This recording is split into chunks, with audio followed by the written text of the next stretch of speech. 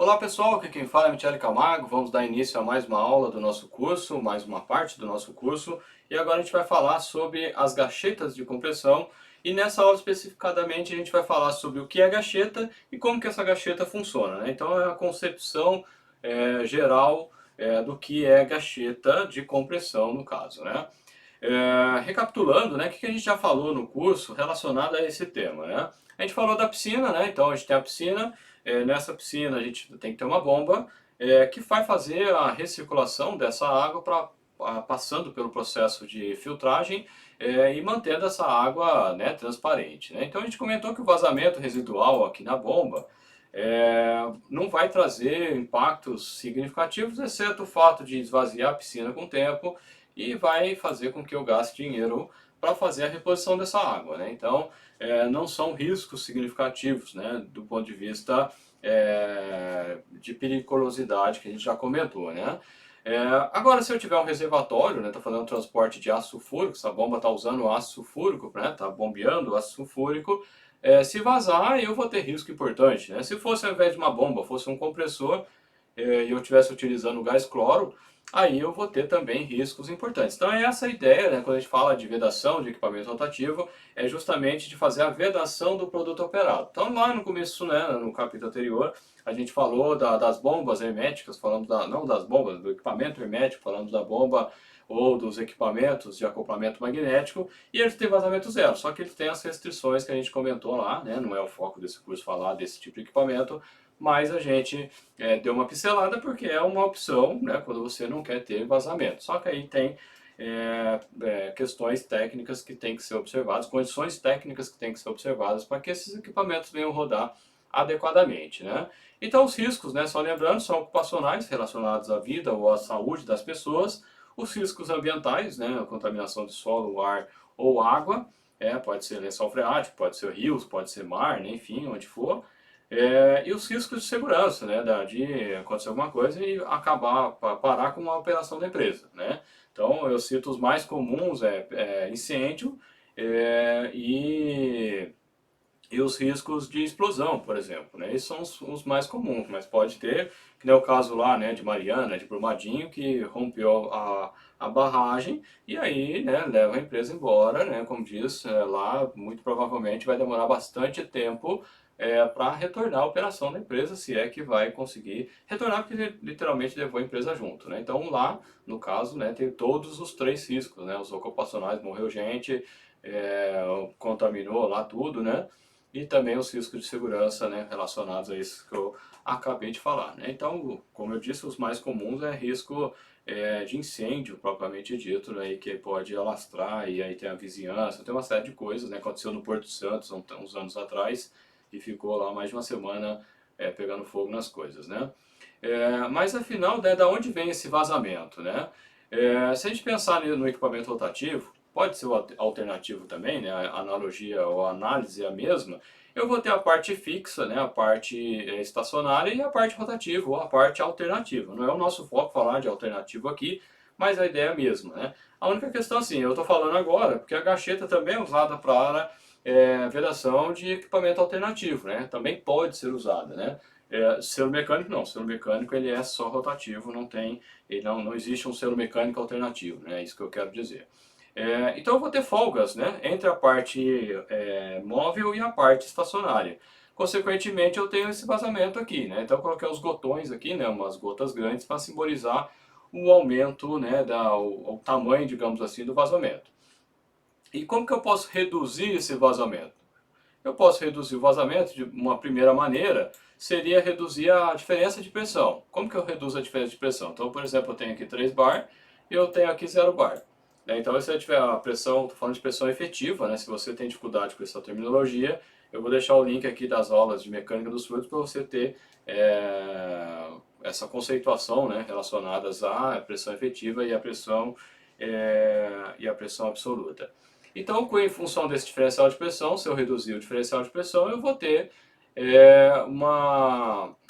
um vazamento menor, né? Quanto maior a pressão, né, maior vai ser o vazamento. Só que isso implica em alterações das condições operacionais. Então, isso não é aplicável, não é uma solução aplicável, né? Se o equipamento numa planta está dimensionado para ser 3 bar, ele tem que ser 3 bar, não adianta pôr 2. Não vai funcionar, o sistema não vai funcionar. Então, né, é uma solução que não faz sentido. E a outra maneira é reduzir a folga. Mas o que a folga faz do ponto de vista conceitual? A folga ela aumenta a perda de carga.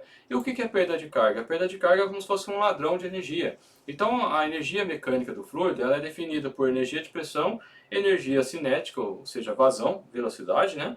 E a energia potencial. Energia potencial é o caso da barragem, né? Você tem a barragem com desnível, se acontecer alguma coisa da barragem, né, liberar, que é o caso lá do que aconteceu o desastre lá, aquela energia toda, né, daquele fluido todo é liberado e vai arrancando tudo pela frente. No caso aqui do equipamento, eu não tenho desnível praticamente, então a variação de energia potencial é muito pequena, então sobra energia de pressão e energia cinética. Então, ou seja, a energia de pressão está relacionada com essa pressão que eu falei, e a energia cinética está relacionada com vazamento ou com escoamento que eu vou ter aqui, né?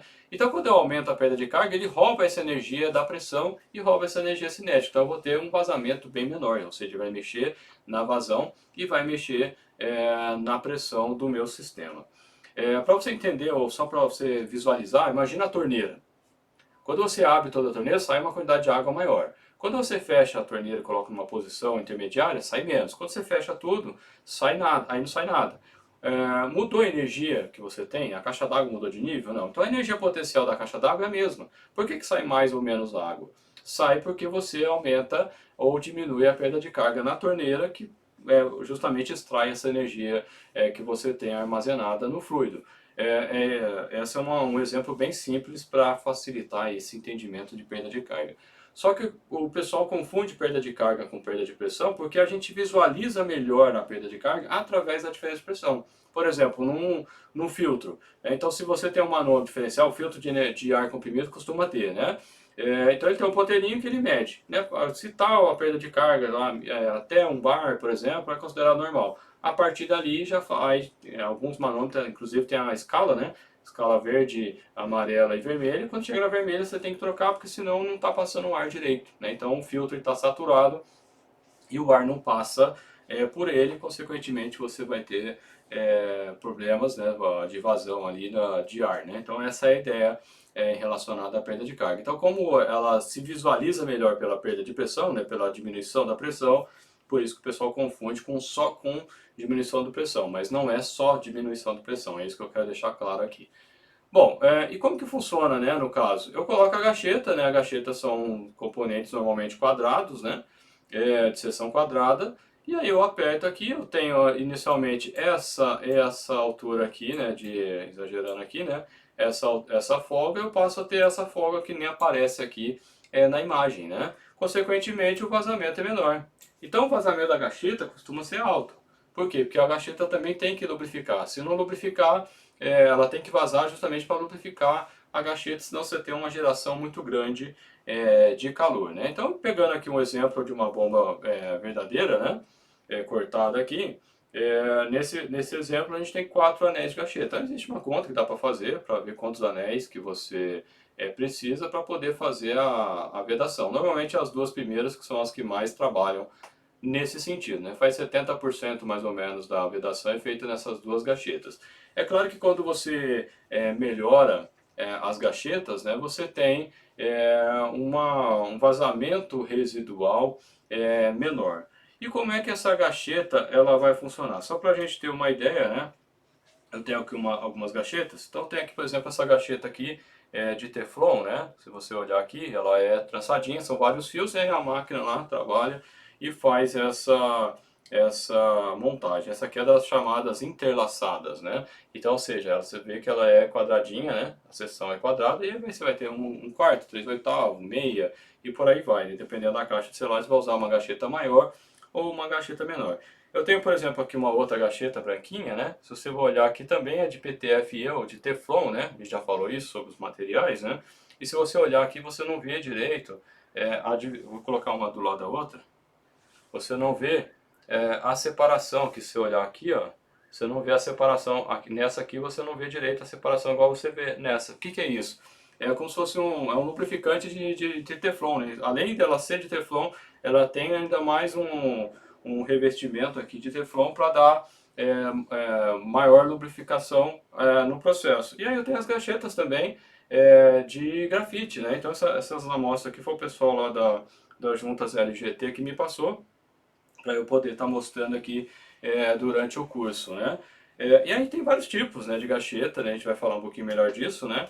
E cada tipo é recomendada para um tipo de diferente de aplicação, digamos assim, né? Voltando aqui para a apresentação, né? Então, como que funciona, né? A gacheta? Por definição, ela vem do termo em inglês compression packing, ela surgiu nos Estados Unidos, né? E aí usaram fumo de rolo para fumo mesmo, né, de rolo para fazer a vedação, deu certo, e aí daí surgiu, né, as gachetas. Antes eram feitas de amianto, né, hoje não se pode usar mais amianto por questão de ser cancerígeno, né, ou simplesmente packing ring. Do inglês aqui, na tradução, né, em vez do pessoal não chama, aqui no Brasil ninguém chama, eu quero uma gacheta de compressão, o pessoal quer gacheta, simplesmente, né. Então no Brasil, o pessoal chama apenas de gacheta. Eu já vi alguns materiais de alguns fabricantes chamando de implank, né, na verdade um deles, né, eu vi chamando de implank, mas eu achei meio esquisito, acho que é mais uma tradução de pessoas que não é da área técnica fazendo, né, aí fez. Mas não é todo mundo, pelo menos a grande maioria que eu conheço, chama de gacheta.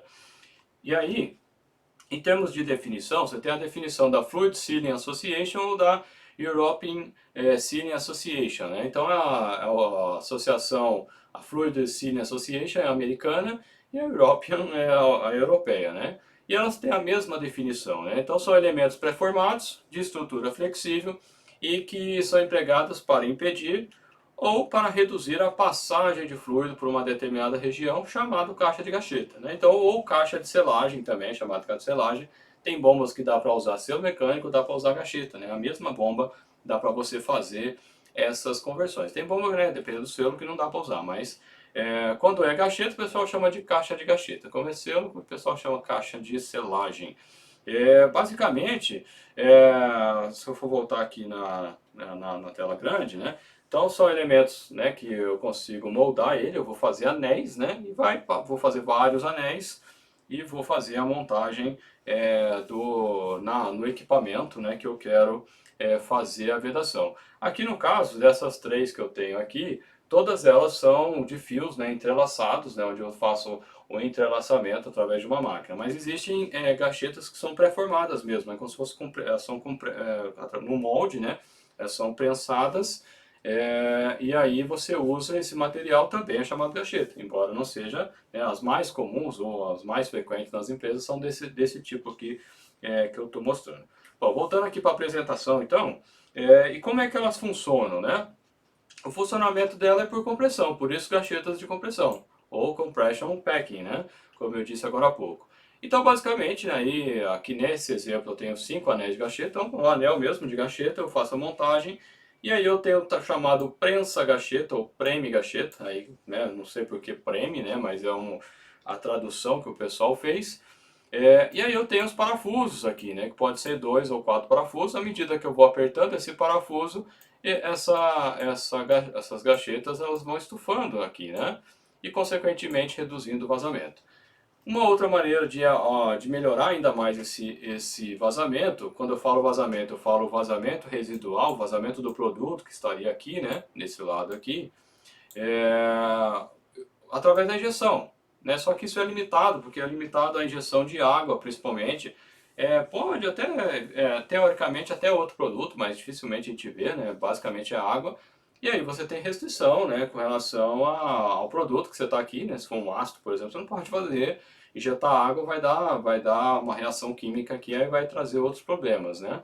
Então essa solução de injeção ela é mais limitada, digamos assim, do que outras soluções com selo mecânico, por exemplo, né? Então basicamente é isso. Na prática, o que que acontece? Eu tenho as gachetas que mais funcionam são as primeiras aqui e são as que são trocadas, né? Dificilmente são trocadas as gachetas do fundo, lá em campo, né, que eu falo. Então precisa de uma rotina, né, de manutenção, de aperto dessas gachetas. Existem alguns sistemas que são que você consegue colocar com válvulas com molas prato, né?